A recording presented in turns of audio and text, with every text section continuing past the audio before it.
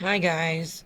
Most people have no idea what's really happening in the Parliament of Canada, so I decided to show you the House of Commons today and the bullshit that they are spewing regarding the IRGC.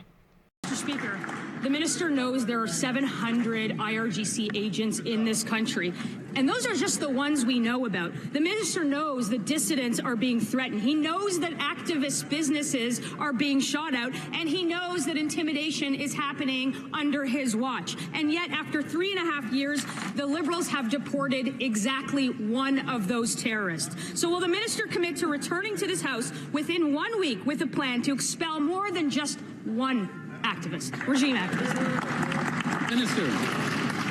Mr. Speaker, the Canada Border Service Agency is working diligently to ensure the safety and security of Canadians, including the removal of 28. Those are going through the process of being removed, Mr. Speaker.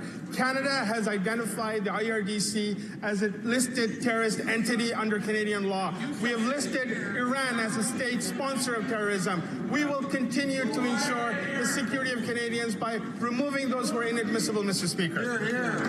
The honourable member for Calgary Nose Hill. Mahdi Naziri ran the Iranian regime's hardline propaganda newspaper and held other very senior positions within the Iranian regime. Yet the Liberals let him enter Canada on a visitor visa, and then they let him stay here. Earlier today, the minister claimed that Global News' reporting was false and that there aren't 700 Iranian agents in Canada. So I'll ask the minister to be clear. How many senior Iranian officials like Mahdi Naziri are in Canada? The Honourable Minister of Public Safety. Mr. Speaker, there are 28 current ongoing investigations that are going through our legal system, and they are deemed to be senior members of the IRGC. Canada Border Service Agency is taking diligent effort to have them removed. But let's also be clear. We need to work with facts, Mr. Speaker. 700 IRGC members is not facts. It is contrived by the Conservative Party. But I will more than glad to offer a briefing to the Leader of the Opposition if he gets a security clearance, Mr. Speaker. The honourable member for Calgary Nose Hill. The reality is that number was reported by a credible Canadian news outlet. The minister won't answer how many are here, and there's a loophole. There is a loophole in the law that allows senior propagandists, senior officials of the Iranian regime, like Mahdi Naziri, to stay in Canada. And the Liberals are just letting this happen. They're letting the IRB say, yup, senior propagandists, Iranian officials who subjugate women stay in Canada. The law needs to change. Will the minister agree to our common sense Conservative proposal to table within a week a plan to review these loopholes and ensure that officials are deported? The Honourable Minister of Public Safety. Mr. Speaker, there are some important pieces of legislation that are now going through the House for which the opposition has been filibustering and obstructing, Mr. Speaker. What we need right now is to be able to work together to ensure the safety and security of Canadians. The Canada Border Service Agency is working diligently on the removal of 28 individuals who are believed to be members of the IRGC. They will continue to investigate other credible information that goes to them, and we will continue to ensure the safety and security of Canadians. Honourable member for Kamloops, Thompson Nicola. Mr. Speaker, Canadians have compassion over world events, and sometimes those world events spill onto Canadian streets. Such is the case with the situation in Iran. 3 synagogues in Toronto shot up within the last few days. 1 Iranian dissident kidnapped, and it's now a homicide investigation. Only 1 Iranian regime official has been deported. So the question is this: will the Liberals agree to table a plan within the next week to show Canadians how they will deal with this Iranian issue so Canadians can walk their streets safely? Honourable Minister of Justice.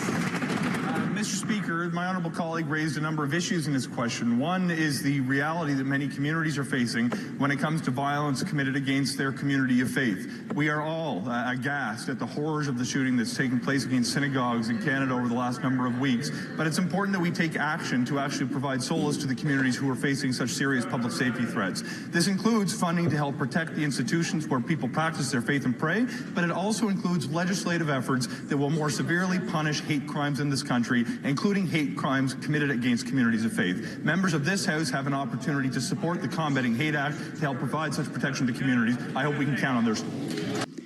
Mr. Speaker, the Liberals have known for years that there are Iranian regime agents that are here in Canada. Yet this week we learned that they've deported only one of the 230 cancelled visa holders. And representatives of the Liberal government told the Standing Committee on Immigration they couldn't remove Iranian regime officials because they were allowed to apply for asylum and that their privacy had to be protected. Well, what is the plan to deport these scoundrels from our country?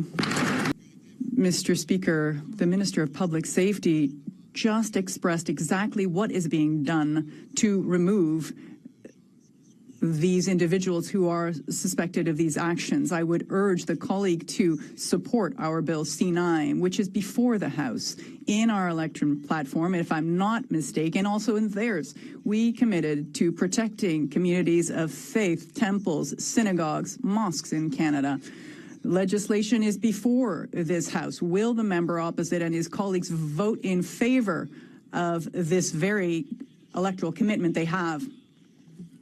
The member for Charlesbourg, Haute-Saint-Charles.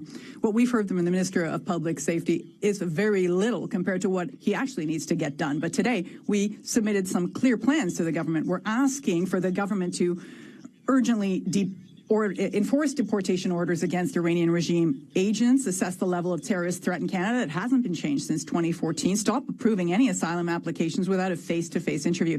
Will the government table a plan in the next 7 days to take action against this Iranian regime here in Canada? Yes or no? Mr. Speaker, the government has designated that segment of the Iranian community as a terrorist entity. The Minister of Public Safety is taking serious measures to respond to the situation underway. But I repeat my question to the honourable colleague.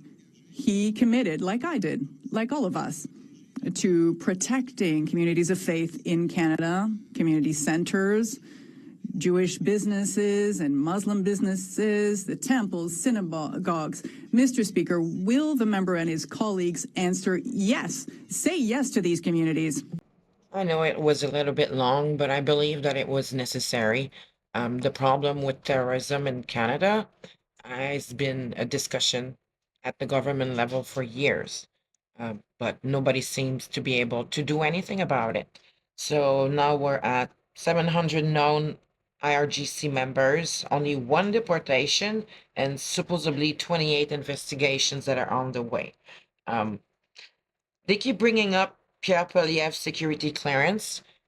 The only reason why he didn't want to have it is because if he does, he's not going to be able to criticize the government the way he's able to do it without it. So they can keep this up. It's never going to happen.